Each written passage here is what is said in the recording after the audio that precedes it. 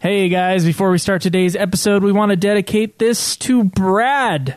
Thank you so much for your support, Brad, and thank you to everyone who's ever supported us via Patreon. We super appreciate it. Real quick catch up to the episode. We were talking about gameplay, and then I asked Schweiss about his strategy for the final boss, Guildenstern, of Vagrant Story.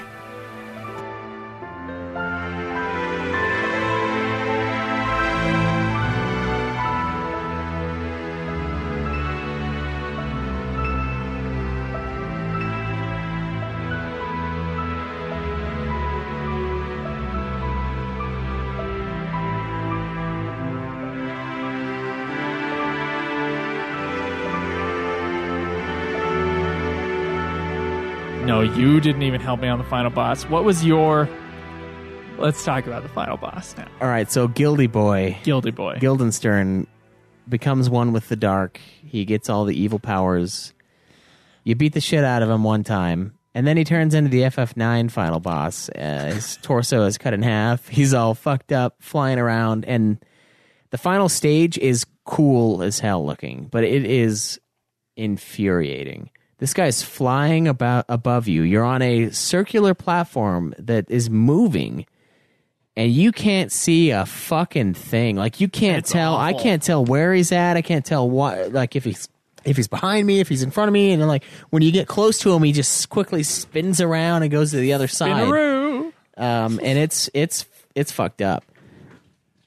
The best thing I had was my blunt beast weapon that I basically used the blunt beast weapon, sadly, for almost everything in this game. But when I got my Beast 100 Affinity, I was killing like dragons and shit with it. I was like, this fucking weapon is a god. Like, I have Thor's hammer here. I'm just killing every fucking thing with this fucking hammer. Wow. It's not even supposed to be good against dragons. I'm just like, fuck it. The hammer is what we're using. So I used the hammer. And I played around with a couple other weapons. My evil weapon wasn't very strong, so it wasn't great against him. Plus, like we mentioned, he doesn't really have much affinity for anything. So, like, evil is the one thing that's a little bit more damaging. But the weapon that I had was well enough more damaging that I was just using that. So what I had to do, the fight starts out. You have stage 1, which is usually pretty easy. I died a few times on it because he'll do a move. There is a move that he does that is a lot of damage. It can kill you if you've taken any damage. So what I would do is, like, I wouldn't sweat it if I was dying on the first guy, because it was like I'll try to chain him to death. I'll try to chain him while keeping my mana up, because I start the fight out, throw Prostasia, throw Heracles on, and then I'll hit him and then pull some mana from him, and then I'll just like do single hits, because I like to keep my risk a little lower. I used to do a lot of chains in the beginning of the game, but then I was like, I'm not doing this anymore. It's too hard to hit. So I would do that. I'd kill the first stage. Second phase would come up, and what I would do, the first few times, I was trying to go in and just do combos against him and do like occasional damage, but I don't like doing that. I don't like raising my risk to like insane levels and making it almost impossible to hit, because I'm not risky. I'm not good enough at the combos, I don't think, to really pull it off. I think the highest I got was like 18 in the game, and I just stopped doing them. The first third of the game I used them. Second 2/3, I did the opposite. Nothing. I never used the chains at the beginning, and then near the end I started using them a lot. I only use them to get mana back, yeah. And sometimes add poison. So I would debuff. Oh no, I couldn't debuff the boss. I was trying to keep myself buffed up, so I was doing Heracles and Prostasia, but I was like, this isn't working. So I kind of changed it up, died a few times, and then in the end, what I ended up doing, I kept Prostasia on me and Heracles, and what he would do, he would like see that I had Heracles on, and he would cast a debuff to make me weaker. He would lower my strength. And what I'd do is I'd stay in the very center of the map, and then he would like start doing his like cast animation, like he was going to cast something on me, and then I would pull out my sword, I would run in there, and the thing is with this game, I don't think the game decides what spell it's going to cast on you until it instantly, like till the second it casts it on you.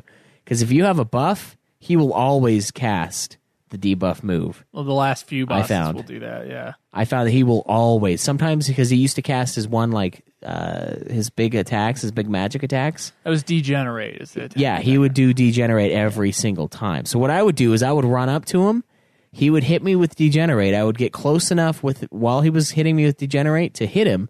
I would quickly pull out my my spells, cast Heracles, and then I would just do risk.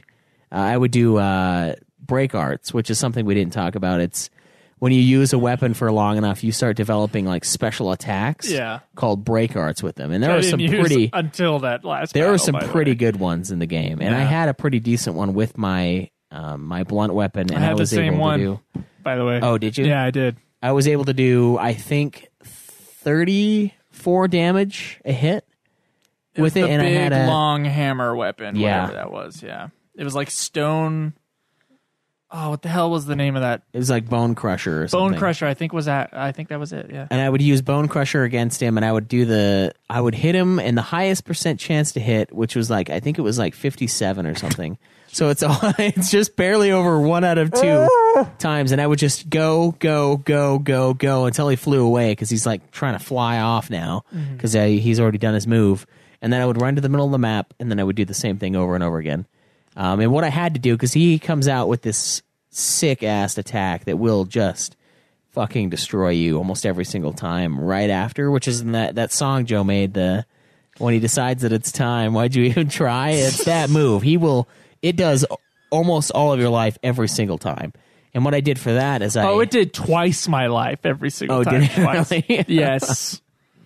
I'll talk about that in a second. I'll talk about my strategy. So I pulled out a sword or a shield, and then I would whip that out. And so I would take about 200, almost probably 300 damage. So I'd have a teeny bit of life left, and I would sit there and just siphon. I would either use a potion really quickly, a full health potion, or I would just cure up, and then I would have to cast my buffs again. And then I would wait. I would cast Heracles, and then he would like start doing his little spell thing, and I'd go back and I just did the same thing, just over and over again. And the sick part is, dude, I just realized this in the 31 hours that I played, at least an hour and a half of that was me watching a fucking show, because I left it on. I was like, I've got a strategy. I'm gonna see if I can come down and beat him. This. And I came down, and I only had to hit him like 2 more times. But the thing is right before he does his holy move, this is sick fucking horrible thing. I can't even remember what it's called. It's like Judgment Day or something fucked up. No, it's not that. It was a dumb title, and it was like the world's worst move. I'll have to find it. It's horrible. And what you can do is, if he flies over you, if he flies above you right before he does this move, and you'll know when he's doing it, because it'll show this little animation where he like gets all pissed and he like starts flying around. He'll fly right above you. And one of the time that I beat him, actually, I was able to hit him with a break arts move as he flew above you. If you hit him with something at all, at any point while he's getting ready for that attack, it will actually negate the attack. He'll no longer attack you at all. He'll just go back down, and it'll reset to what he was doing beforehand. So that was one of the things that probably saved me in the final fight, was being able to land a break arts attack on him before he fully completed his epic move to just end my life. But I can't find the name of the move, but it is an asshole move. It is a lot. It's like Evil Eye or something. Does that sound right? Something. That's someone else's move, probably. Okay. So, Schweiss, what pisses me off about your strategy is that I know ways to make your strategy easier. There is a spell called Magic Ward you should have been casting on yourself the entire time. It does take a lot of MP, so you have to have MP potions. But here's the thing: the evil dummy. The evil dummy that you grind against, every time you kill him, it gives you a full mana potion and a full cure potion. So you can do that a million times. You'll just like, you can instantly. So I had 6 of each on my guy by the end, because I did the affinity thing. I killed him like 3 times, and then I had a few extra in my inventory. So if you guys need mana potions, you guys need cure potions at that ending area. Right in front of the Great Cathedral there's just a room over to the side, and that has the evil dummy in it. So you can keep grinding on that guy. They have a lot of HP. It's like 1,000 HP, but you get your evil affinity way up, and most of the guys in that Great Cathedral are evil, so that'll help a lot. And that'll give you mana potions and HP potions. They're also weak against blunt, so that's why my blunt weapon was so godly. Nice. Here's the the spell Magic Ward. Every time you cast it on yourself, whatever the next thing cast on you will be negated. Oh shit! I forgot about that. Yeah. So you don't not his super move because that is a physical move. Oh. Every other move that the final boss does in both forms are magic. Are magic moves. See, the thing is by the end, including degenerate. He can't degenerate you. He'll take off Magic Ward, and you can just recast Magic Ward on yourself. So you will never take any damage until he does that big, huge move. The other guy will hit you sometimes anyway, but right before I went into that cutscene, so right in front of the save point, right before you go up the stairs, cast Heracles, Protestia, and then Magic Ward. And I went and started the cutscene, destroyed the first guy, and then still had it on me for like the beginning of the fight for the next guy. And then every time he would do Degenerate on me, I would just recast Magic Ward so that he never got to the next part of his phase. So that's what I kept doing. That would have made your game easier. A little bit, yeah. Yeah, it would have. It would have taken a lot of your MP, and I know you were low on potions last time I checked. But that could have also been helped fighting the dummy. Yeah, if I could have, that would have made it about probably 20% easier. But here's the thing: if I negate his magic, I can start hitting him right away. I know ways to make your game easier for some fucking reason, but I had to fight the guy like 25 fucking times in order to kill him. I did not have as good of armor as you did, because I could not survive even with Heracles and Protestia cast on myself in order to make my guy stronger. Because I tried it like twice. I couldn't withstand that attack. There was a break move that I could have done if I had timed it right. It's hard. That like halves all evil damage, and because the damage he's doing to you is evil, that could have done that. With all the armor on and that, I could have survived it, but I just never got that timing down. I never got the timing down on how to stop that break. So that would have been a possible way for me to do it, because that was one of the strategies. Of course, now I'm going crazy about strategies to kill this guy because I had to find him 25 times, do a lot of research on how to fucking kill this guy on the first run through. Basically, the internet. Here's what's funny about the internet talking about the how to kill the final guy. There's a whole lot of forum posts about like, I can't get him, I can't kill him, and be like, nah, he's hard the first time. Nah. Yeah, he's difficult. Yeah. That's like the whole. That's the whole thing. Like, yeah, you can't really hit him. Sorry, it sucks. It's like, yeah, he's just hard. Sorry. Such an asshole. I looked up Vagrant Story final boss, and one of the first things on like the first page is like top 100 hardest video game bosses of all time, and I was like, fuck you, god damn it. he's in there. He's like number 69, I think he was, which I don't even want to know, because one of the ones, Bloodborne, is like number 50. And I was like, oh, fuck, damn it. I can't. Yeah. Bloodborne's the next game we had to play for Nude Clan. It's like nothing else on Bloodborne was above it, but there was one boss that was above the Vagrant Story boss, which is pissing me off. So it'll be 30 times you'll die. Yeah. I'm sure I'll die on him 30 times. Anyway, so there was this little message out somewhere in the middle of one of these dark forums. That's the problem with these games. Sometimes they're not as widely known, so you gotta dig. Well, here's the thing: FF8 is super known, but I had to find out that enemies level up with you in some random ass forum. That's why I preach this on FF8, because like, if you thought FF8 was hard, it's because the game is an asshole and you have to know its trick. Oh, the guide tells you that.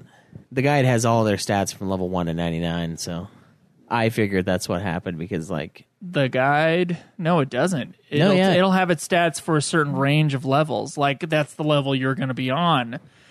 I know this because I looked at that guide like it was the Bible one day. Schweiss, I used to have that guide.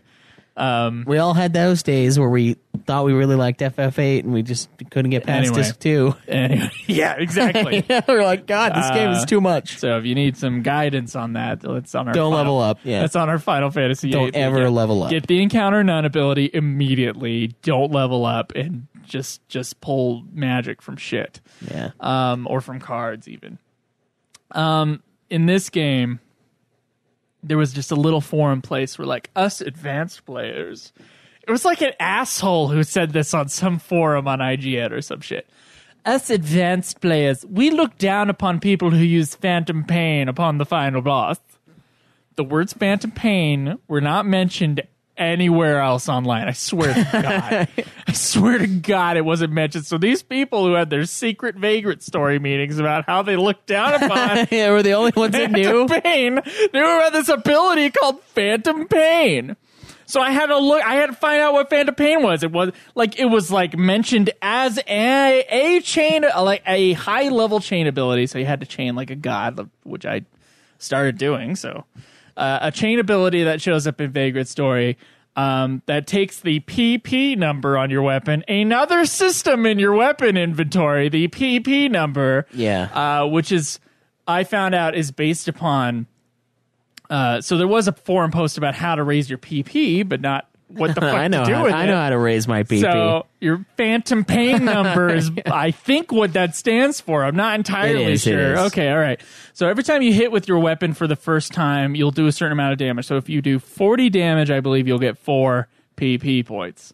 So if you do a lot of damage with your weapon, and that doesn't count chains, it just counts the first time that you hit something, your PP points will go up. So if you're doing a lot of damage, you'll have a lot of PP points. And there's a certain max amount of PP points per weapon in the game, and you, of course, have up to 6 weapon slots in the game. And if you're not using your PP, which I believe that the abilities you were using, the break abilities, what the fuck do you call this? I'm sorry. You were using it to stop the final The break boss. arts? The break arts. I believe those might use PP points. I know they use HP. They damage you. Yeah, they do them. damage you. I think they also use PP, but I'm not entirely sure. Couldn't find that information. I wasn't paying attention, so I don't know. So this PP number will be up when you're in your equipment menu and you're looking up status. There's going to be like one line that'll be like how much damage your weapon has had, and then how much PP. Also, PP is taken away every time that you repair weapons. Oh, really? In the shop, yes, it takes your PP points and puts them on the damage points. Oh, that's kind of cool. And it'll like fill it up. But oh, wait, no, that sucks, actually. Never mind. I didn't know about this. So there is a chain ability, a high chain ability called Phantom Pain, which if you've done like godly chains throughout the game, you'll eventually earn this ability, which I did. And I just didn't know about this is what this ability would do. This Phantom Pain ability, as a chain ability, so like you got to hit the boss once, and then you hit the boss again, you hit the square button or whatever you linked it to, and then it has a chance of hitting with this chain ability. This chain ability, Phantom Pain, will take all the number of that weapon, that the PP that weapon has built up, and attack that enemy with that amount of points. Oh, so you're doing some pretty good damage. So there are some weapons that'll go up to like 191. Most of them are like the 120 range-ish. And I wasn't using my PP almost the entire game, so all but like 2 of my weapons had full PP. So once I figured out this strategy, I don't know, more than that. I think it was like probably my 17th time trying to beat this boss. I just would he would do Degenerate or whatever on me, and I had Magic Ward on, and then he would sit there for a second. That's pretty much your only opportunity to hit that guy, except for one other time, which I'll talk about in a second. You run up to that guy, I'll switch my weapon to whatever weapon hasn't used up its PP yet, and then I'll hit him, and then hopefully chain. Sometimes that was a pain in the ass, by the way, because like every new weapon, you got to get used to the timing on. Yeah. So I would like pull out the human sword, but bam, I would do like 120 damage, and then he would run away, come up for the next thing. I would cast Magic Ward on myself. He'd come around. I would switch over to the beast weapon, get really close, usually miss a couple times. Sometimes I'd have to repeat this process a few times. Then I would hit with a 300 HP, and then he would do his super asshole move. So I had figured out, by the way, how to do damage to this boss. The last like 8 times I had to fight him, I had figured out finally how to do damage to this boss, because he is an asshole to every weapon that you have. The most you're gonna ever fucking do with any weapon is like 20 something. I swear to God. Yeah, in a regular attack. On your first playthrough, when the super weapons haven't been opened up, which, by the way, thank you to all the asshole forum members who are like, well, just play it a second time. Like, and you'll get the god weapon. So yeah, it's like, no shit, but we had to beat it first. The god weapons of honor will become yours. So I had to take... I did the Phantom Pain thing. I understood that. Then he would do his asshole move, right? His asshole move which will completely melt me. Like I said before, I couldn't figure out a way how to stop it unless I timed a chain against him, which I never ever I hit. never did either. I couldn't do it. It's too sudden. But I thought at the very last time I fought him, I thought I had figured out the timing for it, but then I didn't have to do it. So I started like yelling at Schweiss via Messenger, like, fuck you. Like, he's so fucking lucky. Like, whatever you went through, we're so lucky. I guess I didn't know that you were actually living through that. So you had better armor than me, which isn't luck. That's you putting on better armor than I did. And I put on the best I had. I just hadn't been paying attention to armor the whole game. It's that casserole shield, man. I'm telling you. Yeah. Which green bean casserole shield. pisses me off that you say that, because I totally had casserole shield stored in the chest that you stored shit in. But anyway. Can't resist that casserole. There is a moment when it doesn't matter what you do, you can't stop it. He'll start his super move. Then you got like a small, there's little, like 5 seconds. It's like 3 seconds. And he flies overhead too. Oh he no! falls. He is breaking the sound barrier when he's going over your head. And sometimes he doesn't go right above you either. So there are times where you cannot stop it. I had to figure out that he would fly exactly in his path of where he's looking at. Yeah. So my entire thing is I had to get in a straight line across from him. Fast as hell. As fast as every time. A map that's moving, by the way. A platform that's rotating, and you can't tell really where he's at necessarily because it's so fucking hard to see things in this final area. And he does it, I think he can do it up to 3 times. It's like every 250 points of damage that he takes, he'll do this super move. Yeah. It has to do with how much damage he's taken. So after I would do 2 hits on the swords on the Phantom Pain thing, I would try to get a 3rd hit in, but then usually he would start up. The second time I would do that shit, he would do it automatically right after a hit. They wouldn't even give me the chance to go into my menu or anything like that. So he would start his super move thing, and then I had the second to bring up my Bone Crusher weapon and my break arts, and I had to get within his sight line, and I had to. The break arts have some pretty good range, but this is a big map. Yeah, it's pretty big. It's a big map, and you have to get the timing of him flying over. So most of my restart, Schweiss, was trying to get him and me lined up right when he was about to do his super move. But then there's still only a chance to hit. I know. If you hit him, you can stop the move from going off. But if you miss, you don't stop. If you miss, shit. It happens, and there's nothing you can do about it. Did you miss a Bone Crusher then? I hit him twice with a Bone Crusher. Missed both times on three times before I finally killed the boss. That happened. Oh, dude, that's brutal. And that's when I was having a mental fucking breakdown, dude. I was like, what? It was like 70%, dude. I pulled my risk all the way down before he flew over me, and he flew right over me, and I'm like, this is beautiful. I'm gonna get happening. this. I had already done it once. It was my second time. I know if I can get through the second time, I could probably do enough damage to kill him. He only has 666 because he's Satan. He only has 666 HP. I'm going to get this shit. Dude, I missed once. And I was like, fuck. And I pressed the triangle button as fast as I could. I don't have R2 on the Vita. It's impossible to hit that thing. Oh, yeah. A timing thing. So you got a little bit of nicety, by the way, there. Yeah. So I had to do the triangle, on the triangle button so I could pull up the menu fast enough to pull up break arts so that he could be in my range. I hit him again. Oh, and it missed. It missed twice. Schweiss. That's painful, not only because you have to use the menu that way, but because he missed twice. I didn't miss at all. I took it once from the ultimate move, and then the second time I stopped him. Oh my God, Schweiss. And then I killed him. Yeah, I would call that lucky. I mean, I would call that very lucky. Because sometimes I don't live. I had to do this many times with me hitting the first one and being just fine, and then not hitting the second one. For some reason, I wouldn't be lined up. Or that asshole thing happened to be the one time. Thank God it was only the one time that happened where I fucking... He was in range twice, and I missed both times, and I had 0 risk. That was bullshit, asshole. Yeah. That was asshole game.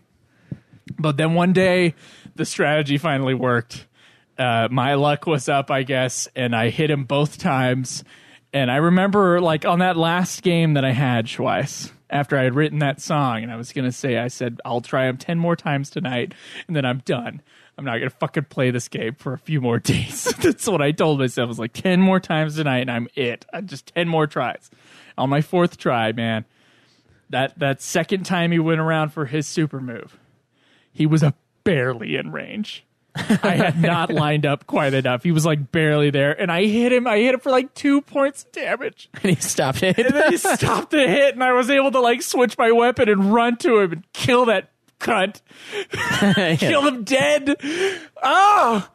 And then just like, it wasn't even relief, because I still feel like I haven't beat the game. Like in my heart, like, it's still like, it still hurts like what happened. Like, I'm still dealing with how much fucking time I spent last week on this guy. In Mother Vagrant, game beat you. Oh my god, dude. That's how I didn't do anything for 2 days because of this game. I didn't do anything, and I was at the end of the game. I wasn't able to finish Catherine because I spent one of my 2 Catherine days on this game.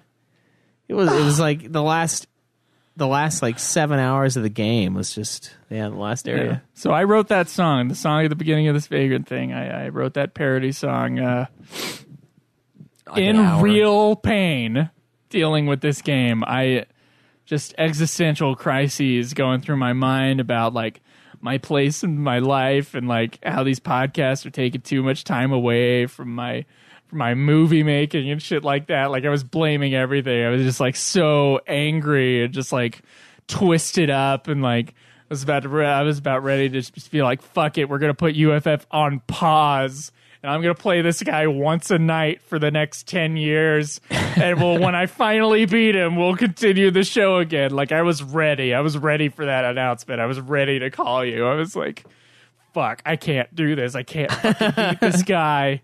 And I can't stand, because like people on Twitter were like, oh, it's okay, we understand. You could just like, you know, if you're stuck on the final boss, just watch the final cutscene and, you know, you'll call it good. You can review the game. Like, no, there's too much shame involved in that. I've beat every single one of these fucking games so far. And this is like, I can't let this happen. I can't let this super critically like, everybody fucking like jerks off this game in Japan, right? I can't let this be the game that stops me. Like if one of the Crystal Chronicle games turns out to be like a glitchy piece of shit and like won't let you get past a certain point, that's different. Yeah. But this is Vagrant Story. Okay, this is a PlayStation greatest hit. By the way, that was like 150,000 copies. Oh, really? I looked that up. Yeah, and then they moved up the number every few years. So yeah, now PS4, I think there's only like 3 or 4. It turned into 200,000 copies, and then it turned into like 400,000 copies. I think was what it's at now. Oh, okay. This asshole game, dude. It almost broke me. It almost broke me. I was just. It's hard, yeah. Fuck you, you lucky asshole! I can't believe it all just worked out for you on the fifth try. And this is coming from Joe. I mean, Joe did forum dive, so he knew about all the weapons, and like he had his weapons in order, and I did not. This game was so much better for me through 90% of it. He took my save file. He's like, your save sucks ass, dude. Like, you don't have shit. Like, your guy's got more health. Because I thought the game glitched. If you want some, like, humor on that, listen to the first 20 minutes of every episode before this episode. Yeah. So he thought the game glitched, and he's like, man, your file sucks. I want mine back. And then he got his back, and then he gets to the end, and he just gets fucking pounded. And then I'm like, I have a better strategy. I swear to God, Schweiss, I'm listening to your strategy of, like, mine was better. But yet. Yours did a little bit more damage, yeah. Yeah, if I had better armor. That was the one thing between me and you, Schweiss, that somehow you had better armor. I don't know how that happened either. You gotta pull that shield out. I did pull the shield out, Schweiss. There was a time that I did too, and I still totally died, so I don't know. Sometimes it does more. Oh, you might not have had your Prostadia and Heracles cast. Yeah, that might have been it. One of them might have gone away. But my God, guys, that final boss, he's not fucking around. He doesn't have that much health either, so like it's pretty quick when you take him down. Like it's not a long fight, but it's It's brutal. And fuck the people who put their noses up on the one guy on the forum who swears that there's a community of Vagrant Story people that talk about Phantom Pain all the time, which doesn't fucking exist, because I looked for that. Because I was looking like, what the fuck is this strategy? Yeah, fuck the people who put their nose up at the Phantom Pain strategy. No, it's the only strategy that can do like decent damage to that guy. Unless you're that guy on the speed run who can chain like a motherfucker who just has like the timing in his bones on like on a certain weapon. It is. The timing on the first weapon is pretty easy. I don't know how many times the guy, of course it is a speed run, so obviously he's played this game like 1 billion times. I don't know how many times it would take for you to get like perfect at chains like that. It's so I mean, crazy. There's my other strategy. Phantom Pain, or get perfect at chains, or be like Schweiss and take 5 hours to pull the guy down with 20 HP at a time. I'm sure that's what you were doing with those break arts thing, which I tried your strategy once, and I was like, this is infuriating. And, it's hard to get and close eventually it stopped doing damage for whatever reason. I assume that my Phantom Pain points went down. That's why I think that Phantom Pain must have been involved in that damage. Yeah, I killed him before mine went away. 'Cause that's all I used to kill him was one weapon's break art. Jesus Christ, dude. And it was because of him casting Degenerate on me that I was able to pull it off. But what did you think of the gameplay? I honestly think this game is really fun. The one thing that we didn't mention yet is the puzzles, which I did call them cunt puzzles a couple days ago, because they're kind of brutal.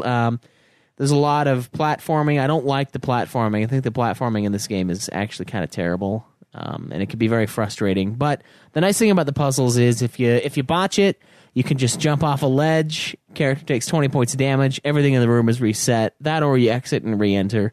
Try to figure out the puzzles. The puzzles were never really super fulfilling. There were a couple that I figured out on my own. I used a guide for some of the last puzzles in the game because I just got super tired of fucking around for hours and hours, and I wanted to beat the game and not spend an entire afternoon working on a puzzle.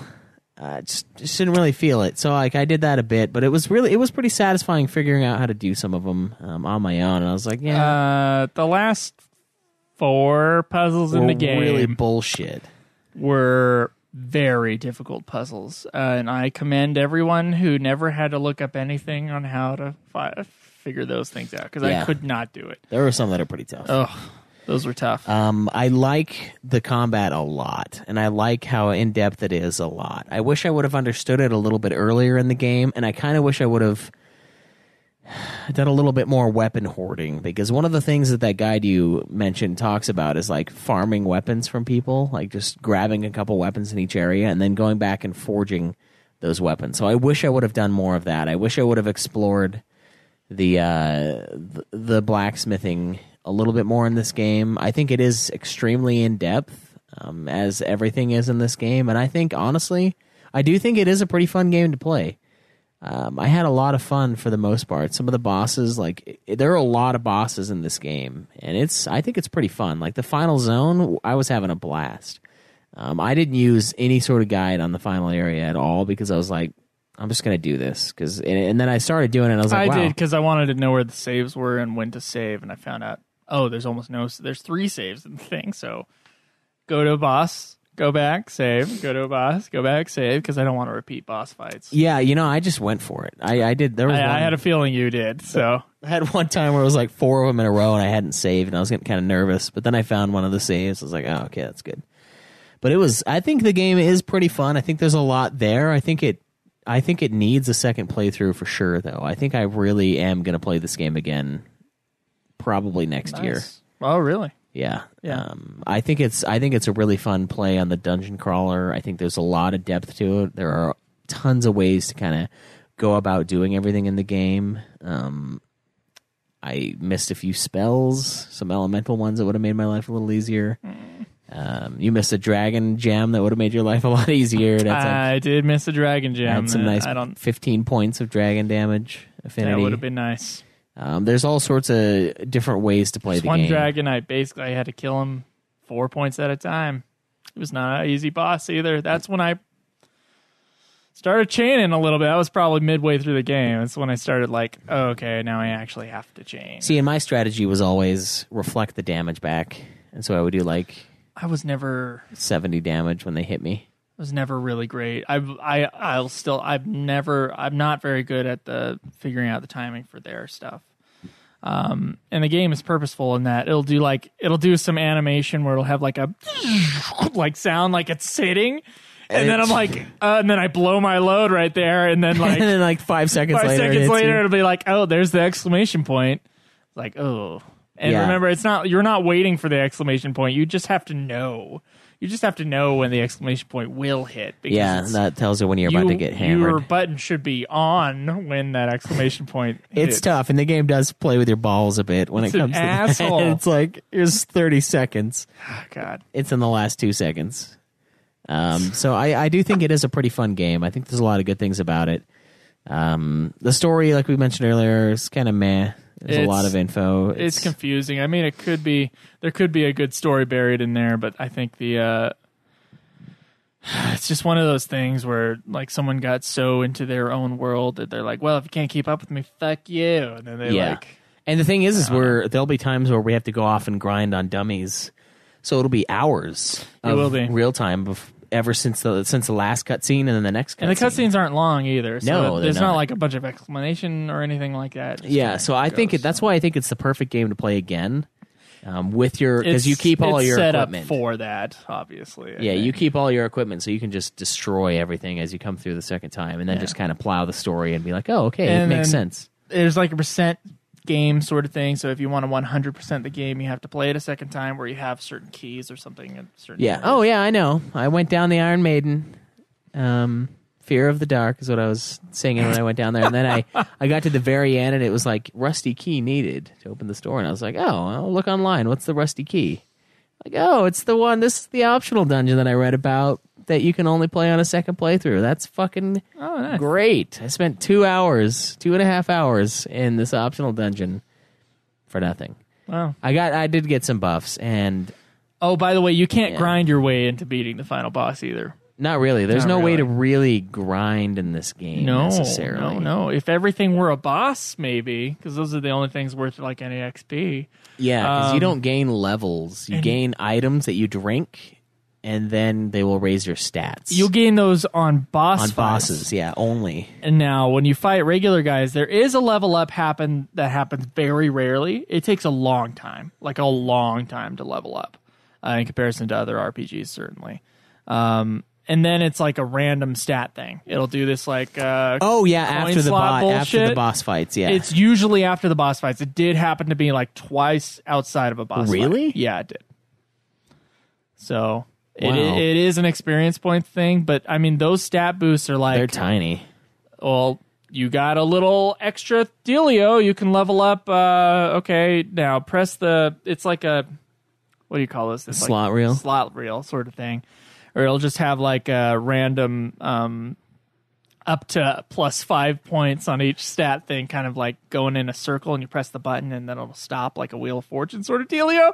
And it'll be like, oh, you got +4 HP. Good job. Yeah. So there's no realistic way to like grind to a point where the final boss is uber move, where you can just survive it with the only thing I could think of would be saving your game before consuming one of the little tonics that you get, because when you beat bosses you get like drinks and stuff that will raise your stats certain points, and it's like a range of like 1 to 5, and you might be able to RNG manipulate those into giving you the highest amount possible every time. But here's the thing though, by the end that's not worth it. Every one of them, I was only getting 1 point of HP. Me and you were basically at the same point. You had a little bit more HP than I did. I had a little bit more MP than you did. Like it was around the same though. So they've developed the game to be like, oh, you're gonna have like 320 HP, and you're gonna have like 60 MP, and that's like kind of the end.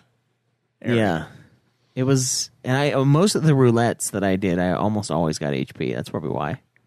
It was almost every single time. There was like twice that I got MP. I got like 1 MP once, and I was like, God damn it. Yeah, it's like what's even the point of this? And then later we're like, oh yeah, MP is actually amazing. Yeah, MP is like all you need. It's all you ever need. And remember, you just got to kill the evil dummy, and he'll give you a full MP potion. I think the other dummies did that too. Oh, did they? I think they gave me full potions. Yeah. The other dummy I fought was like the the very first dummy in the game. The human one. Yeah.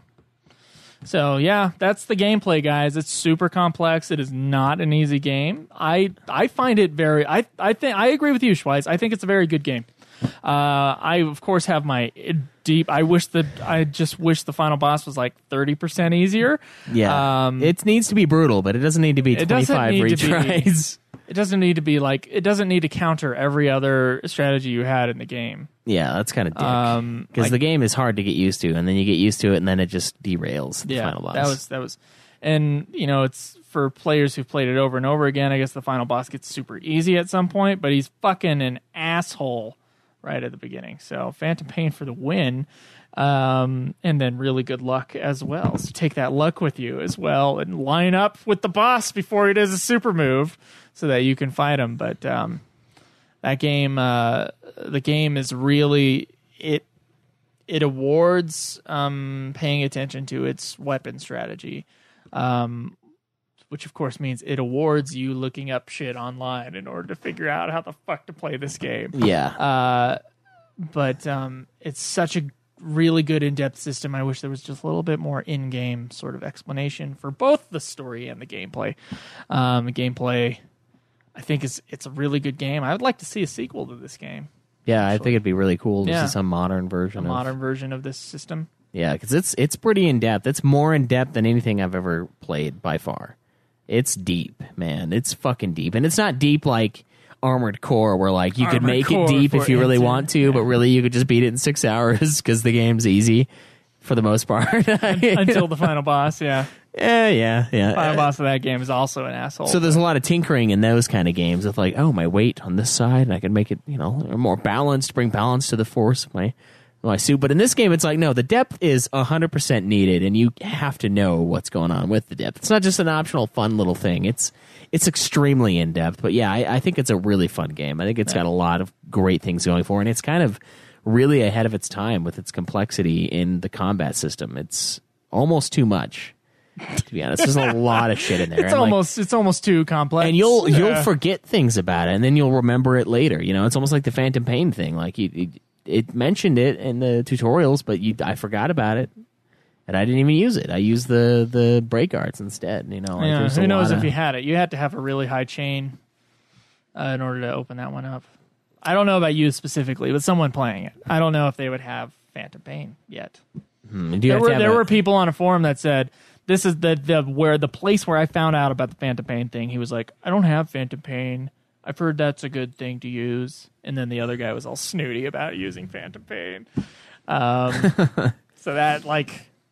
So apparently you can get to the end of the game and not have Phantom Pain. Oh, okay. Yeah. I wonder if that guy is like a listener. He's just like, Phantom Pain is for puss. Fuck you. Me finding I swear to God. Fucking Phantom Joe. I didn't count. Phantom Joe. I didn't count, but I played this game for 2 days in a row on this last boss, and I swear to God, 25 times. Around there. Somewhere around the 25 time mark. That's insane, dude. I think I started at it was like 3 or 4 p.m. and I beat it by I think it was 4, and I was like 7 hours for the last 2 areas and the final boss. So you probably spent that much time on just the final guy. Oh my God. Although it's quick death. I mean, when he casts that one thing, it's over. Because I was figuring out how to kill him, so it was like. Yeah, it takes time, I guess. Yeah, it's like 20 minutes chunks every time, and then I would get angry. I'd have to put the game down for a second, go feed horses and shit, and then come back. God damn it. All right, but anyway, gameplay, I guess we can both agree it's very good gameplay, although I still think the final boss, that's just bullshit. That's just fucking why. Why? Number 69 on the hardest on boss. Some dude's blog of hardest That's 100 right, yeah. video game bosses. Some dude. Yeah, some dude. Dude. What are we talking about next? We're going to dive into the music.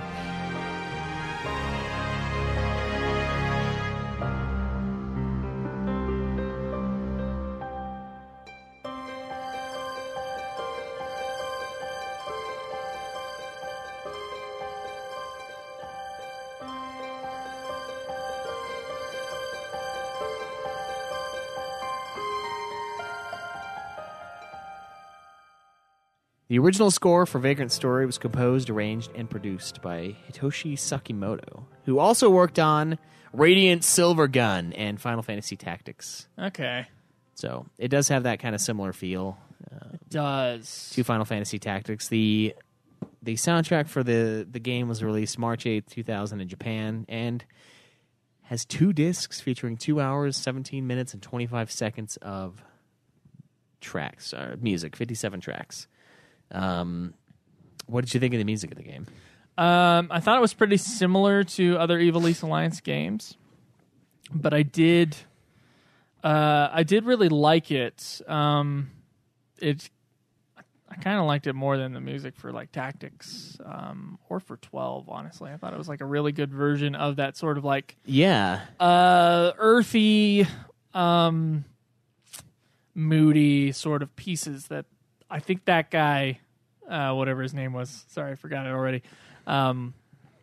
That guy kind of makes for these Ivalice games. I think as far as those are concerned, it was a lot more of a melodic version of that, and I really liked it. It really fit the tone of like dungeons and castles and intrigue and stuff like that. Yeah. He also totally worked on 12 and the Zodiac Age. Well, I think he was with a arranger for Zodiac Age, so he's kind of been in control. I mean, as we know, this is kind of like the Square Enix B team or Square B team that we have running the show here. We don't have the Gooch. They used to actually have actual like A and B teams. Now they've split into something else. When we started the podcast, it used to be that there were like the 2 main development teams. Yeah, and this is the secondary one. So this is coming out pretty soon before Final Fantasy IX and like Chrono Cross. So like there's some big shit on the horizon for Square, and this is just kind of like snuck in beforehand. So the B team worked on this one. I think the themes in the game, I think there were a couple that felt a lot. They felt very Final Fantasy 12. They felt extremely FF12-esque and more on that side than Tactics, I would say, but Tactics just a little bit. So I can tell that it's the same guy that's done it. You can tell by just listening to it. Kind of brassy. It's got a lot of balls to it, you know. Yeah, so Matsuno advised him to listen to music from the X-Files for ideas on ambient scores. Okay. Yeah. Oh, so Matsuno's the one who likes the ambient scores, huh? Yeah, and he kind of said he took pointed out a lot of influences of James Horner and Hans Zimmer in his compositions. And there needs to be more Hans Zimmer in the game. I would say, like, if I got some like, oh, that's new Hans Zimmer though. If he's talking about year 2000 Hans Zimmer, that's Gladiator type. So Hans Zimmer was was really brassy and loud still, but he was a lot more melodic than he is now. Hans Zimmer now is like he pretty much does a Christopher Nolan score every movie now, no matter what Hans Zimmer is doing. Just remember this, Schweiss. Hans Zimmer composed the music for The Muppets Treasure Island. Yeah. Yeah. Just remember, he used to be a different composer than he is now. And then he made Pirates, which is the exact same theme as the fucking Gladiator. Didn't make Pirates. Oh wait, he didn't. Somebody stole it. Go over this. Yeah, someone stole it, and then he came in and did the sequels. But it's the same song. There's never been words said on why the composers changed between Pirates 1 and Pirates 2. But here's the thing. Pirates 1 soundtrack is a rip-off of the Gladiator soundtrack. The main theme was Hans Zimmer's almost soundtrack. the exact same song. That is Gladiator. And then another composer stole it and put it in Pirates of the Caribbean. And then Hans Zimmer, for some reason, came back to the sequels for Pirates of the Caribbean. What he did is he was like, hey, I won't sue you. I won't sue you if you give me the job. If you get the fuck out of here and let me do the sequels to this okay movie. Let me have the lesser movies. As it slowly falls from the sky. It's ridiculous. And gets worse. I don't know why there's never been like some like Snopes article or like what happened. A Vice article written about like the drama, because there has to be something there. It's crazy to me that there isn't anything. No one's talked about this weird like thing that I noticed as like when I watched Gladiator for the first time. I was like, did pirates steal the soundtrack from this movie? The answer, yes.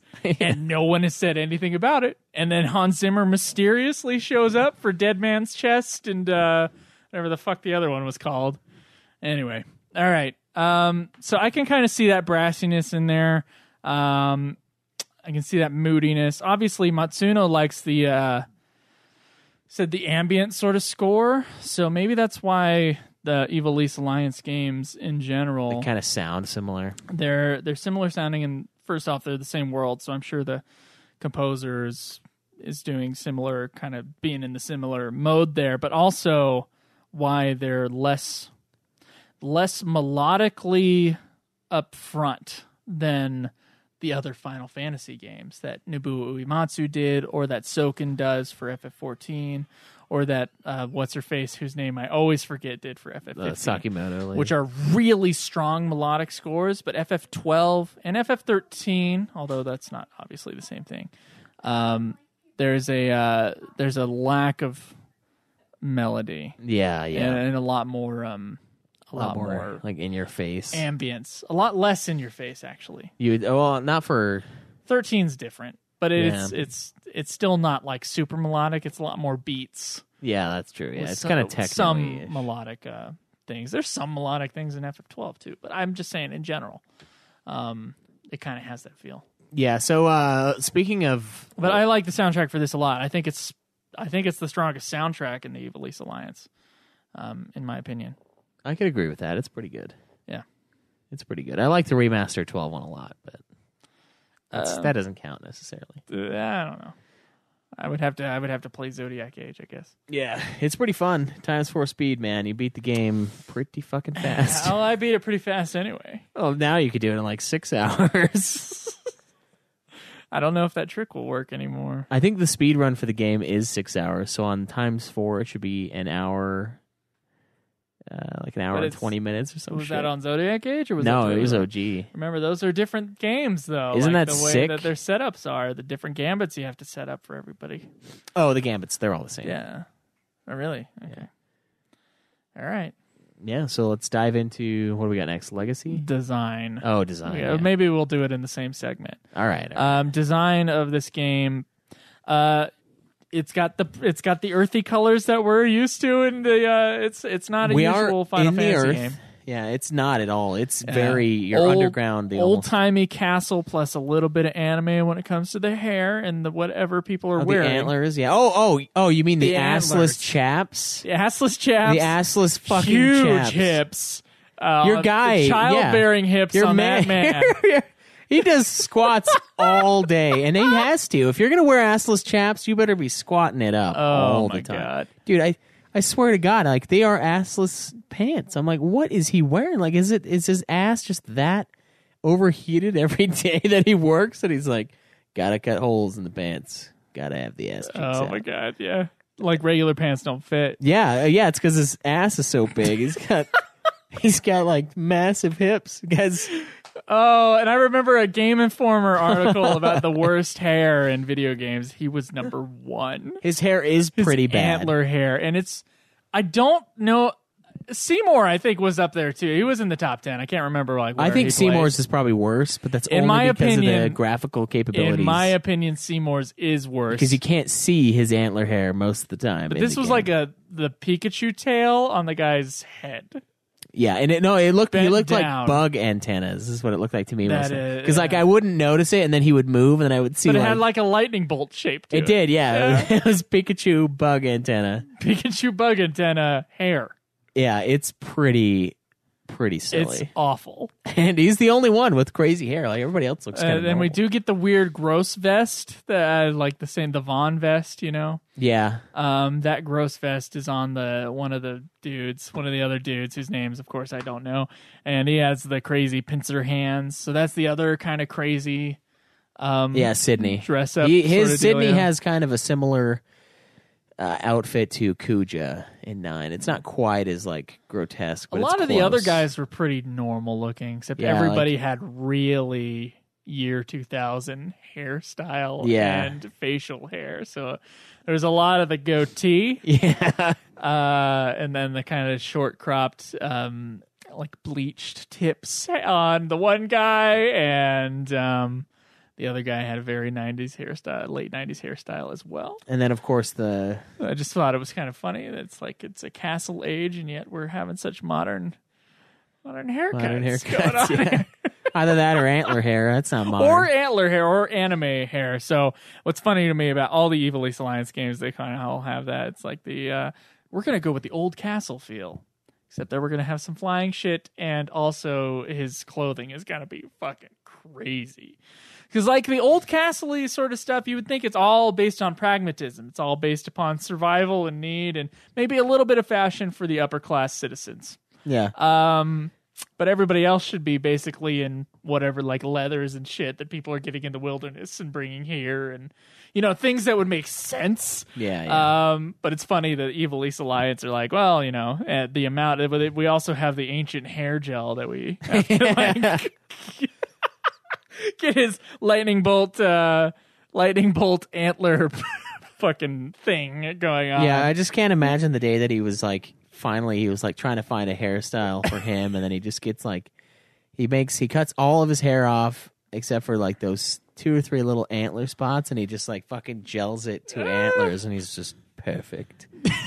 Perfect. And then he goes to work that way, and no one says a thing, and he just keeps it. Oh, it's like a rat tail in the front of his face. Yeah, it's like a 3-foot rat tail. It's antlered and angled. It's pretty terrible. But the rest of it, the rest of it's not bad. Yeah, the rest of it's surprisingly low on the anime scale. The characters look pretty fucking good. They're very realistic. There's hair animations in the game. There's facial expressions. Like it's pretty impressive. It's probably it's either the best looking PlayStation 1 game or one of the best looking PS1 games. I think it ranks about 3rd for me.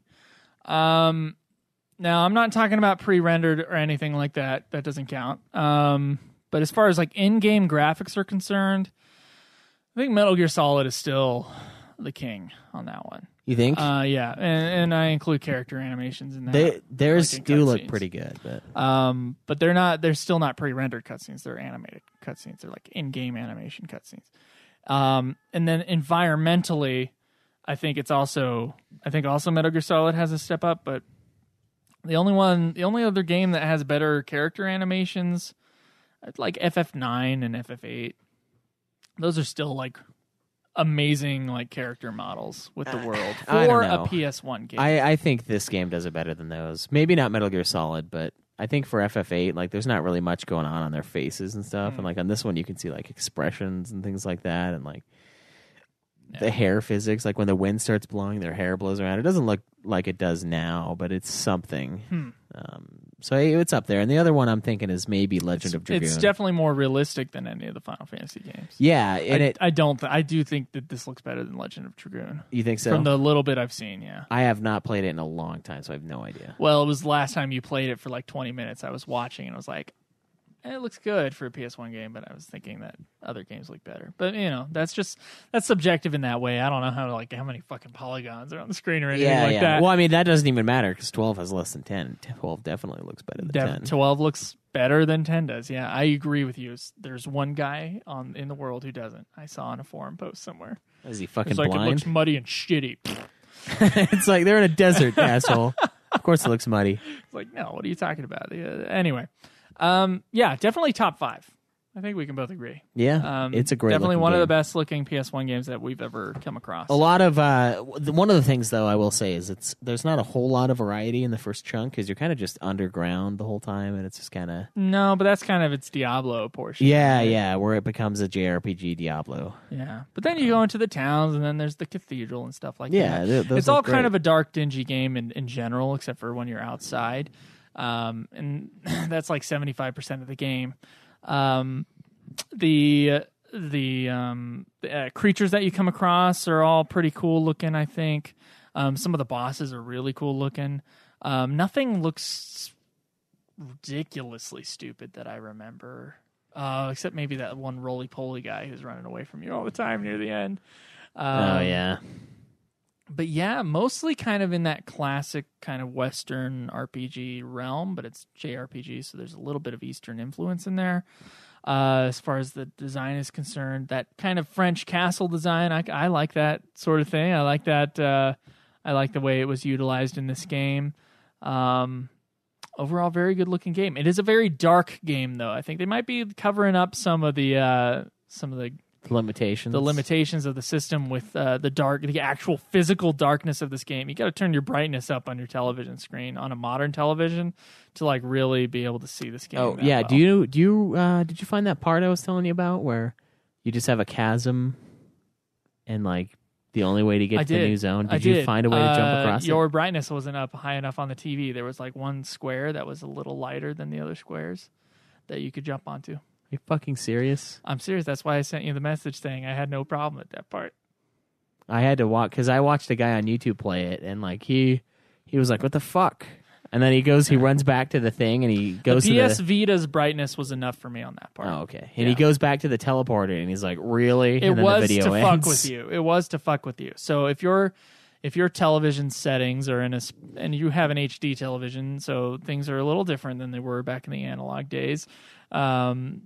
Which is when this game was made and what the TVs this game was made for to play on, if you're going to have a little bit of trouble. Yeah. All right. I guess that's not quite as dickhole as I thought it was. Yeah. But I like the way this game looks. I think it's a great looking game. Yeah. You concur? Yeah, one of the best looking PS1 games I've played. So. All right. Well, do we have, let's see, questions, reviews, and legacies next? Yeah. Let's do it. Questions for us. We would like to hear from you. To morons. Or contact us on Twitter. Get on and ask us your questions. We'll answer them within week. This is the question segment. Ask and you will receive. So first up in questions for Vagrant Story, Chad Beercamp. Is it a game that holds up today? Is it worth playing now if I've never played before? I do think it is, but like I was told before we started playing this game, look shit up. And don't feel bad that you're looking shit up. Don't be like, don't be a Schweiss. Do not do what I did. Don't be a Schweiss and be like, I'm not going to do shit. I'm just going to play it like I'm normally going to play a game because you will be punished for it. And I was. And Schweiss was greatly punished the first half. Then I was punished for telling him his save sucked or something. I don't know. God was angry with me and the God made me play the last boss over and over again. So, weigh your options, I guess. Yeah. All right. So, old man Flippy Flop. I was planning to add my questions earlier in the week, but I have been mega busy in preparation for holiday. Now over in Florida the next 10 days away from rainy UK. So you're going to rainy Florida instead. You're going to rainy Florida instead of rainy UK. It is warmer. Here you can be miserable, and I guess you can be miserable and cold in one place, and then miserable and hot as fuck. Never can kind of get dry in another place. Yeah. I'm hoping the review hasn't been recorded yet. It's been pushed back another week. Don't worry, it has. Or that you will be kind enough to answer the questions in the next episode. 1. What other non-FF games were you reminded of while playing Vagrant Story? I know you described it as a Diablo JRPG hybrid, which I think is very apt. I also got a similar feeling to Eternal Darkness, which is survival horror in a dark fantasy setting. The cutscenes reminded me a little of Metal Gear Solid. That's very true. Yeah, I can kind of get that. Although they aren't quite as drawn out, and there is no voice acting in Vagrant Story. Perhaps the PS1 aesthetic accounts for a lot of that. I do think that. I do think the cutscenes are well made. I think what maybe make it different for people in our audience is that Final Fantasy usually has pre-rendered cutscenes when they're cutscenes detail. Like that. Or they have the text boxes and you're just looking over in the regular camera angle. When this one had specific in-game cutscenes, which are not usual for the Square Enix games that I know about anyway. So in that way, it was sort of similar to Metal Gear Solid, and I kind of get that. I kind of get that connection. Yeah. Yeah, that's what I was feeling when I played it a little bit, and then of course Diablo. Mostly me. Yeah, mostly it's just Diablo. Like this feels like Diablo 2, just with JRPG weirdness. And I forgot about that system from Fallout. So Fallout obviously took cues from this game, or whatever cues this game took it from. Although they said that they were trying to make something original with this game, so I assume that this weird system of like the grid circling around you and hitting guys in certain spots, I assume came from this game. Yeah. But I can't be positive. I think so, but I don't know for sure. But yeah, it does feel like both of those games for sure. If you could guarantee a glitch-free experience, how likely do you think it is that either of you will replay the game after you get to the end of UFF? It's not a glitchy game. I had heard on other forums when I had thought I had glitched my game out that that was the case. I had heard that some people like complained that there were some little graphical glitches here and there, but I'll be honest, I never had a glitch. It was just one really bad camera angle in game. That camera angle in that room is awful every time you go It in. is awful. Just so you know. Because I went in if and you got- have it switched the other way, it's completely black and you think you've ruined the game. So I would call that super awful. But just remember, guys, if you ever get into a black room, just try to spin the camera around and see what happens, just to make sure it's not a glitchy game. I think it was glitch-free. So, yeah, I would recommend it as a playthrough. I don't think I will ever replay this game, but we'll talk about that more in Legacy. I think I probably will. Okay. Yeah, you said that earlier. Yeah. So what do you guys think of the lone protagonist and playable character versus the party-based combat we are normally presented in mainline FFs? Would you like to see a mainline FF where you primarily play as one character battling alone? We kind of got that with Lightning Returns. Yeah, we totally got that. Which is one of the greatest battle systems in the entire series. So I don't mind it. It all just has to do with execution. Some people get like mad that they're not going with tradition, but I think Final Fantasy just kind of slowly changes over time, whatever that is. So right now with FF15, it is kind of single player with some party member stuff. But Yeah. I would say that I think it's a good approach, and I do think it is all about how they handle it. And I think they did a pretty good job in Vagrant Story, where you just play one character. I never felt like I wanted a party necessarily because of the way the game is set up, the battle system. It wouldn't really work unless you had like a second player. This battle system is made for this specific game experience. So yeah, it makes sense to be by yourself. So I think I think they did a pretty good job with it. I mean, I wonder what would have happened. There's one battle where you kind of team up with a guy. Yeah, you team up with, but he's just doing Sydney. his own thing. I buffed him. And you're doing your own thing. I buffed him a little bit, so he was doing some good damage. There's a little bit there, but yeah, there has to be kind of AI. I think it'd be fun if you had like a 2-player option where like you both control a character. Oh, that's interesting. But then the game would pause every time you had that's true. It would take forever. It'd be infuriating. You're like, oh, god damn it, dude. I was in the middle of my do this thing. My chain. Oh, that would not work, actually. The fuck? Yeah, you would have to get rid of the pausing. You would have to slow down the battle system so that you didn't have to do the pauses when you were attacking. Selecting, yeah.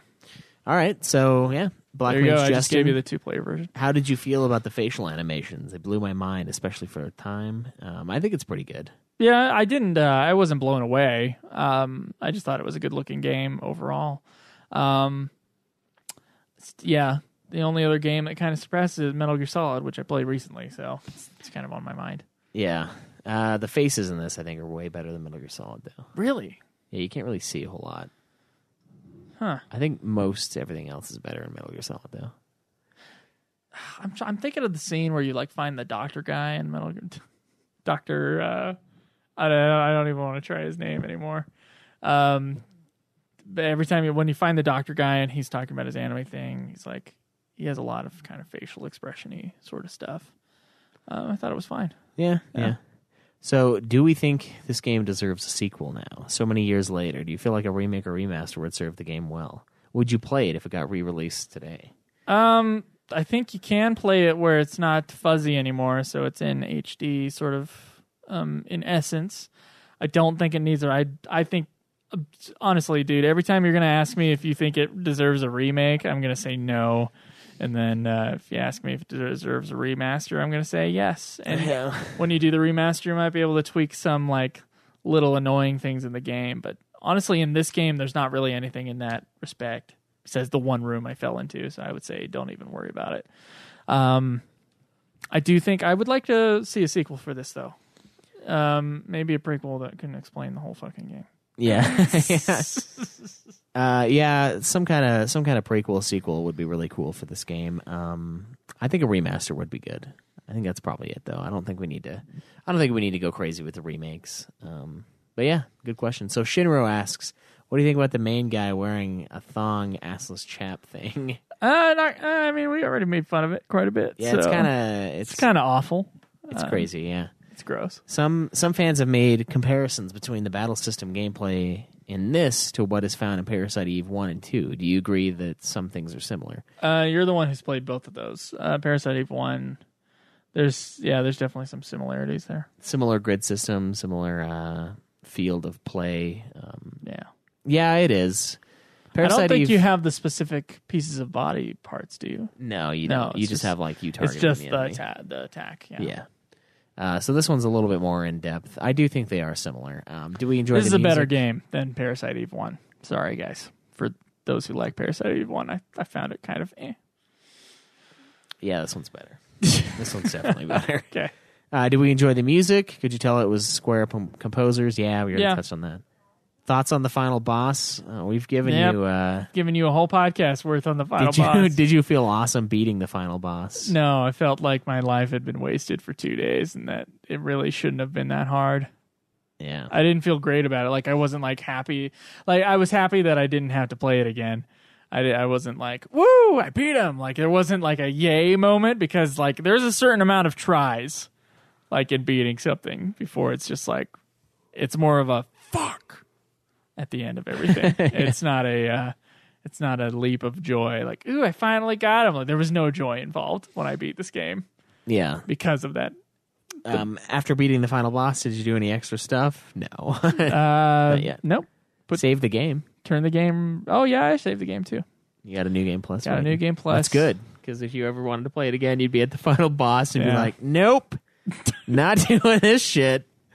How many tries did it take? It's probably like 8 tries for me. Probably like 25 tries for me. Yeah. Where do you rank all of the Ivalice games now? We'll get to that in a second. Yeah. 10-2 Last Mission or this game? This game. Better. Yeah. This game definitely. Yeah. Last Mission is fun though. There are things about Last Mission, that I like. Thank you for the biddies. But this game easily destroys Last Mission. Come on. All right, so that is it for our questions on Vagrant Story. Let's dive into reviews. Just go for it. Okay. We're good. So, Old Man Flippy Flop. I can't give a full review just yet because I'm only 45 hours in. 4 to 5. 4 to 5, yes.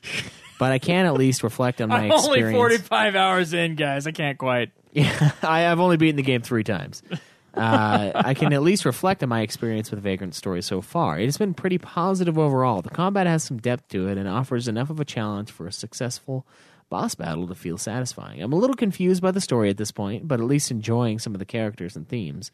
Cult led by a madman who may be a demon, various warring factions within the established order, memories lost due to trauma, which are gradually recovered and reintegrated as the hero's journey progresses. In any case, I've enjoyed my first few hours at the game, and I intend to finish it, assuming my PS3 doesn't come down with a case of Joe glitches. Oh my gosh, guys, I'm sorry I ruined this game for everybody. A lot of people are like, it sounds like a glitchy piece of shit. Yeah. Nope, it's not. You should zoom up on that so I can read a couple of those babies. All right, so this one comes from Micro Todd.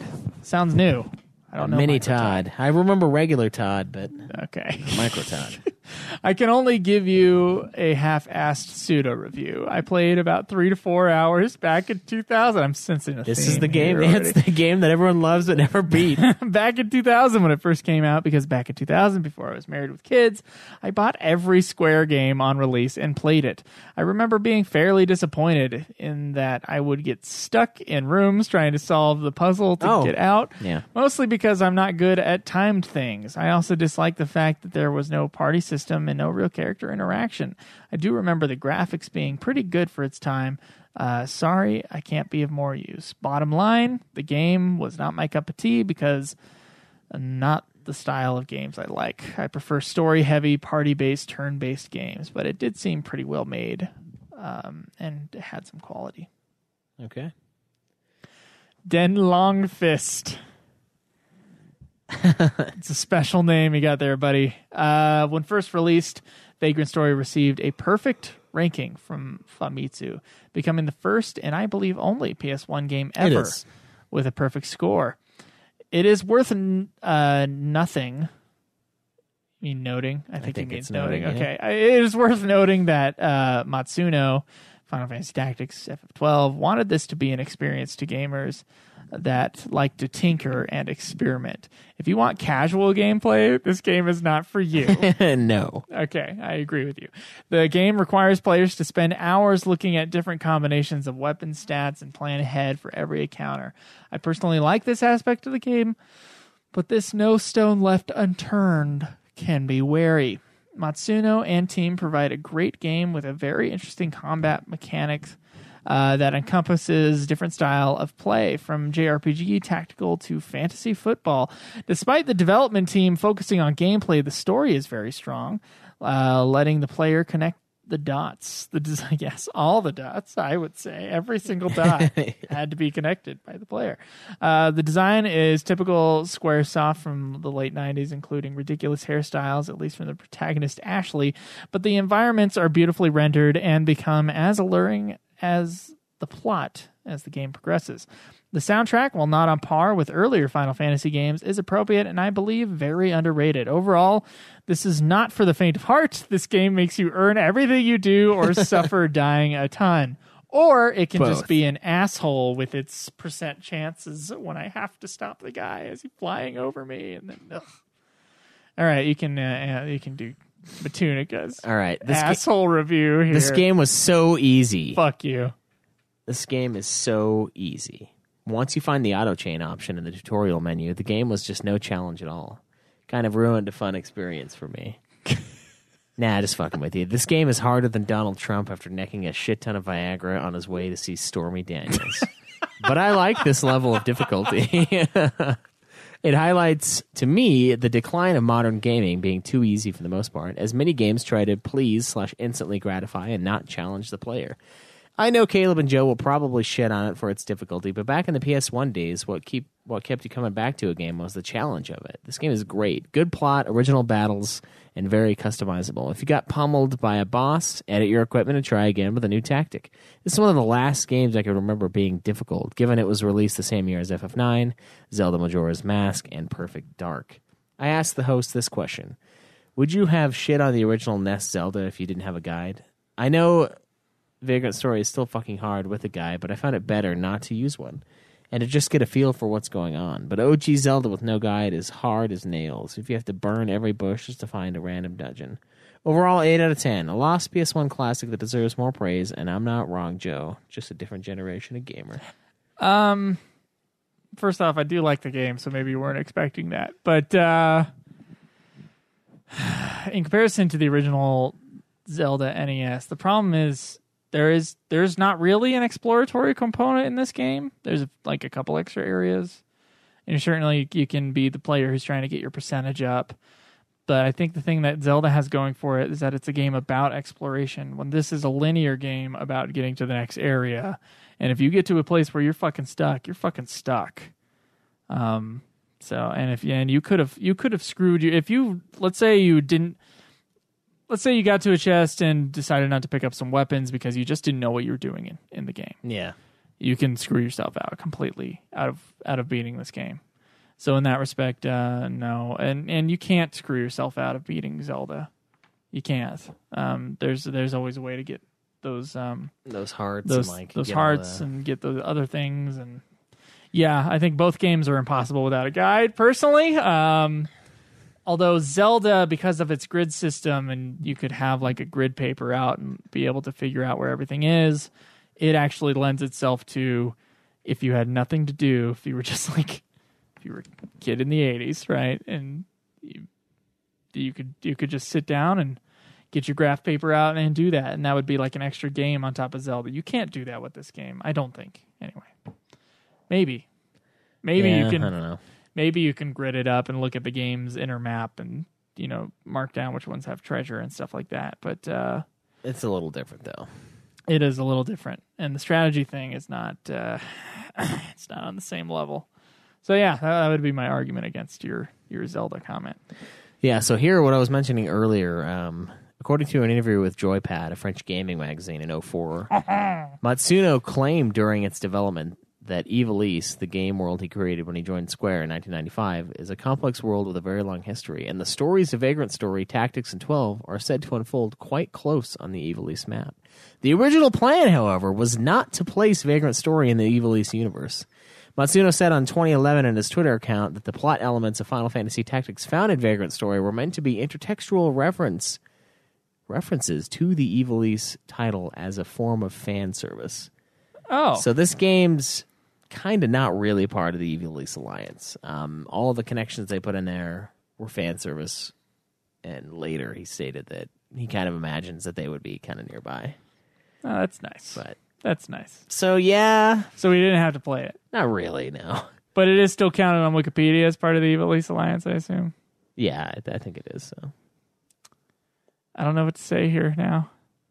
When did they decide it was, and when did they decide it wasn't? You know, I wonder. Okay, legacy of this game. Yeah. Overall, I don't think a whole lot of people have played it. I don't think so either, but there like a whole lot in comparison to the other games that we play for this show. Seems to have sold at around like, I don't know, max 500,000 copies. I don't know, somewhere around there. But I think a lot of that has to do. Didn't it have the FF8 demo disc on with it? I think it did, the OG one, yeah. It's less than 1 million total according to video game charts. Okay. So 0.87. So it's kind of low for the games that we've covered on this show, but it's not like super low or anything like that. No, it's a pretty good selling game. Generally, I think its probably biggest legacy is that when you look up Famitsu scores, which they're scored like Nude Clan scores are, where we each have our own kind of score for the game, and then they're added up for a total. Yeah. It's based on 4 reviewers' scores of out of 10, and it's a 40 out of 40 means all 4 reviewers of that game gave it 10 out of 10, which is super rare for that publication. So I guess because it's the only PlayStation game to ever have that honor, that's sort of the legacy that it has, is that it's a really critically acclaimed game. A lot of people haven't played. There's not a lot of information on it online. I'll tell you that right now. And then it's also seen as a very difficult game, which it is. Yeah. It's got a high difficulty level, I would say. Yeah, I would say that it has kind of the story is kind of like, people like it, but it is acknowledged as kind of confusing first time through, and it's got a lot of stuff that goes on that you don't really quite understand. So, yeah, I think overall it has a good legacy. I think it has a very large cult following, I'd say. It seems to be like, oh, but you haven't heard of this. It's like a craft beer. Yeah, legacy, right? It's you're the hipster. You've got the twat knot, and you've got your copy of Vagrant Story, and you're like, this is the best game on PlayStation 1. There you go. That's exactly what that is. Yeah, it's good though. It is a pretty damn good game. I just wish I would have, or like a rare whiskey. So like FF7 is the Crown Royal, like everybody says. Yeah, everybody said Crown Royal. It's not a big Crown deal. Royal. Yeah. It does kind of feel like that. So like it is loved by a lot and by many who have played it and who have been playing it. And obviously we've got guys that speed run it. It's like a big deal. I think it'd be fun to play it again. I think overall, Legacy seems to be solid for those who have played it, which isn't really that many people, all things considered.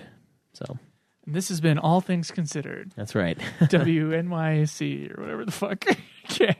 Well, Schweiss, overall thoughts on the game?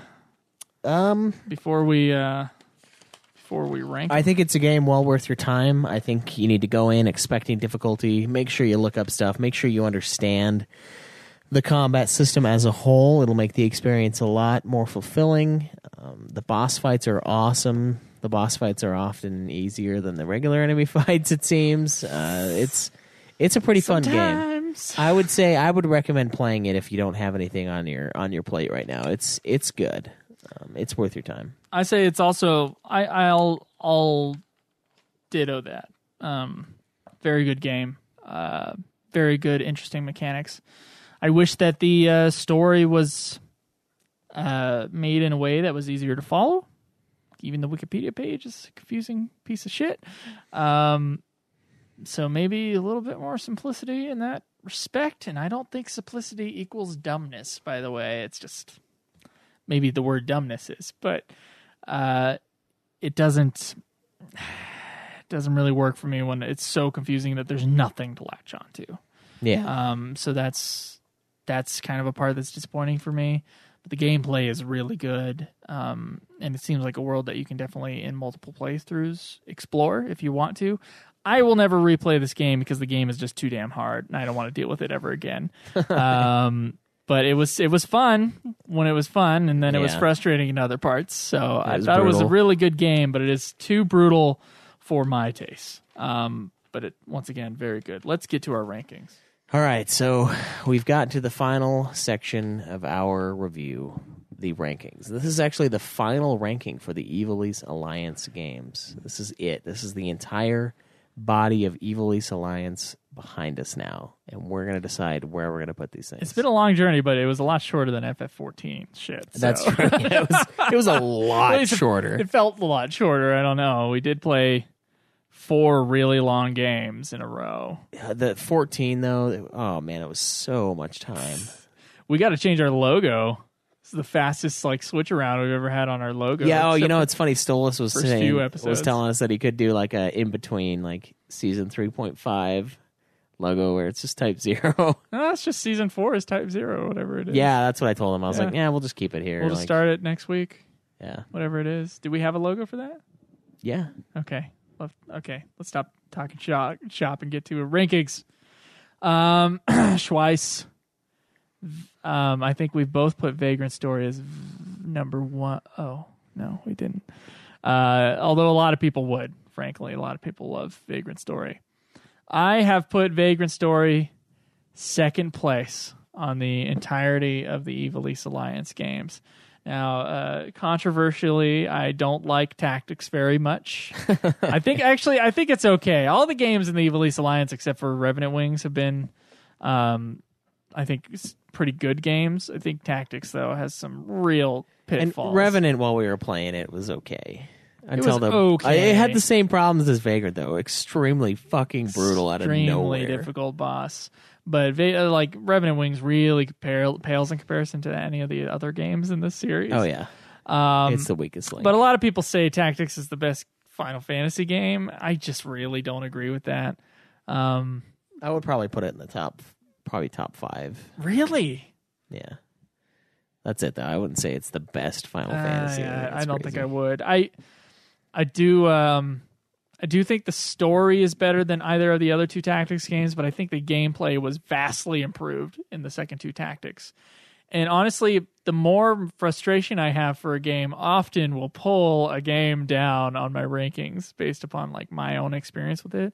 So you would think Vagrant Story would be really low, but it isn't. It's a really good game. And even the final boss was super tactical and shit, trying to figure out how to get that. It wasn't just brutal for brutal's sake like the original Tactics was. So, and I even then, I think this game wasted less of my time than the original Tactics in terms of hours. So I don't know. I just don't. I don't know. I feel kind of lukewarm on Tactics. My save file for this was longer than Tactics. That's insane. My save file for Tactics was 27 hours or something. All right. So fucking sick. So for me, Final Fantasy 12 is still the best one in my opinion. Okay. Just love that game. Vagrant Story is second. Tactics Advanced and Advanced 2 are almost tied. Can't find my old list. I can't remember what I put on top, but I think it was Tactics Advanced and then Advanced 2 because Tactics Advanced Story was just a little bit better than Advanced 2. But both of those have fantastic gameplay. With a few flaws, but mostly fantastic gameplay. Tactics is a good start, I guess, for the gameplay that was eventually improved in its sequels. And I think its story is a lot better than those. But even then, I think because the gameplay is so much better in the other 2, that I rank Tactics kind of pretty low. And then Revenant Wings is at the bottom of the list. Not a good story, and the gameplay is, I don't know, it's almost like a mobile game. It doesn't quite match the majesty of any of the other games on top of the list. Yeah. So yeah, FF12, Vagrant Story, Tactics Advanced, Advanced 2, Tactics, and then Revenant Wings for me. Well, it's funny because both of us have FF12 as the top and Revenant Wings as the bottom, but then it gets pretty mixed up in the middle parts. Obviously, I love FF12. I've beaten it, I think, 3 or 4 times now, more than any other Final Fantasy game. if you count the Zodiac Age, which I do. Great game, lots of fun. Tactics is my number 2. I know it's not the best gameplay wise, but it is a really good story, and it's the start of the awesome gameplay that will become Tactics Advance and Advance 2. Then I put Vagrant Story at number 3. I think it is a pretty big step above Advance 2 and Advanced as far as like the story and how fun the game was. And overall, I do think Vagrant Story is a really good game. I don't think it's Tactics level of good personally, because I like the tactic style of RPG, but it's still up there.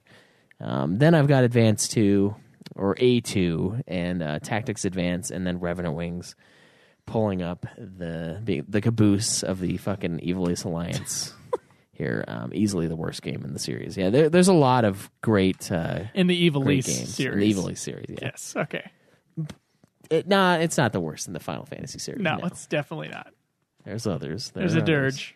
There's a song out there of Cerberus. It's worse, yes.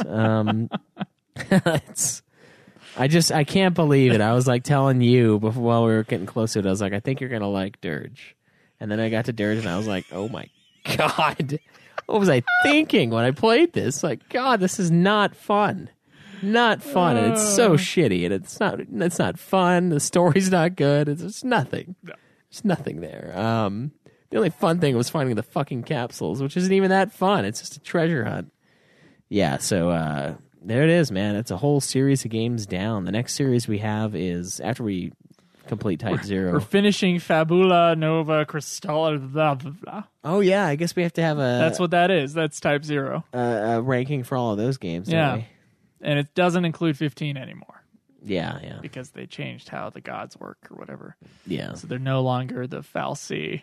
But yeah, Type 0 will be an end to a different era, but it's only one game. So that's going to be interesting to get to. And then we're off. So thank you guys so much for listening to our Vagrant Story review.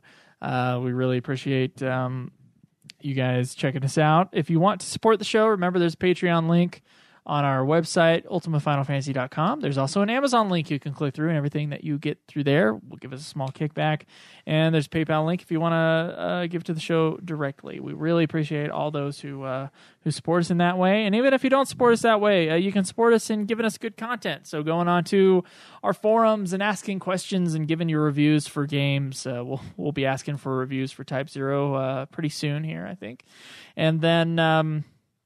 You can do things like tweeting to us. You can tweet me at Joseph DeGaulier. Me at UFF Podcast. Though I will say I have not gone on Twitter because people keep talking about God of War, and I don't want to know anything. So after you're finished with God of War, you'll return to Twitter? I'll return. Yeah, I've returned occasionally because someone told me that White Pony was a better Deftones album than Adrenaline, and I do not agree. White Pony's shit. It's got that great Tool song on it, but that's it, man. That and Change in the House of Flies, that's all I can listen to on there. The rest of it's a waste. Fucking waste. Those are the 3 songs I listen to from Deftones. So in my opinion, it's the best White album. Pony is the best album. Bored is awesome. Bored's awesome. Right. Bored is a okay song. Pretty sure it's talking about... That's my Deftones impersonation. Yeah, it's pretty good. Yeah, it's pretty good. So anyway, yeah, I've been off the Twitter, but I will be back on soon. So yeah, tweet me there. Stay in touch. Hey, you can also check out our other shows if you're interested. We have a straight video game podcast. We're 4 straight men talk straight video games. That's right. Anyway, it's Nude Clan is what it's called, and it's rude, it's crude, it's nude. Yeah, we also have I and another friend have a slightly bi-curious Game of Thrones podcast. Where we actually did record an episode yesterday, so that's going to be coming out again. I know I've had people asking me if it was dead. What's it called? What? Oh, the podcast? Yes. It's For a Few Chickens More, a song of Schweiss and Johnson. There you go. Got about 6 episodes of that out now, so you can check that out.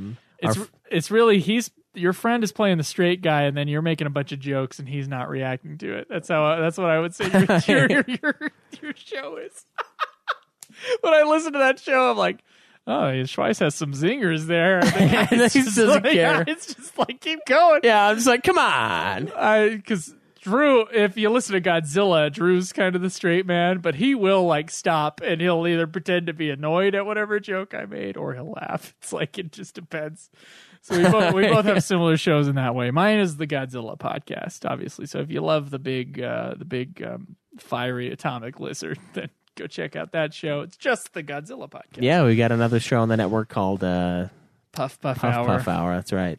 Dragon Quest. They're going through the whole series of Dragon Quest. Caleb Craig from Nude Clan and then a couple other buddies running that. And then, of course, Super Sexy Swinging Fan Fiction, which neither of the two founders are on the show anymore, but it's still going. It's like Sepultura band where only one person's there, and he's like the bassist, I think. So it's not really the same band at all, but they fucking kept the name. There you go. Yeah, if you want to listen to that. He owned the rights to the band, most likely. I'm pretty sure he must have. Yeah. Or he's the only one who stuck around, and everybody still has a piece. Yeah, that's how like Metallica that. works. Jason Newsted is still a part of Metallica business-wise. Oh, really? Yeah.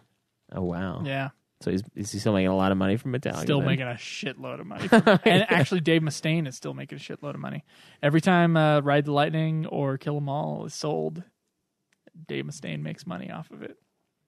Not even kidding. Wow. Because he has songwriting So he probably makes more money off of Metallica than he makes off of a lot of money off of Metallica. He makes more money off the band he wishes he could be in than the one that he's actually in. Like, that's a good situation. It's like, well, my investment paid off. I don't think he sees it that way. No, he does not. He sees it as like, eh. Anyway, yeah, all of those shows on our network are all available for you there. Well, we should probably have like some like Ivalice Alliance like retrospective, like lining up the timelines. That would be a good future episode. Yeah, that would be fun. Where each of the games take place and how they relate to each other. That would be kind of cool to go through. Some sort of post-mortem for it. But otherwise, guys, we're on to Type 0. Yeah. So I don't know. I think we're done here. I think we are. Should we end it with a wonderful song? No, that's too much. That's a 6-minute song. Let's end it with our actual ending theme song. Thank you guys so much. Once again, I will see you next week. Enjoy the Type 0 grind.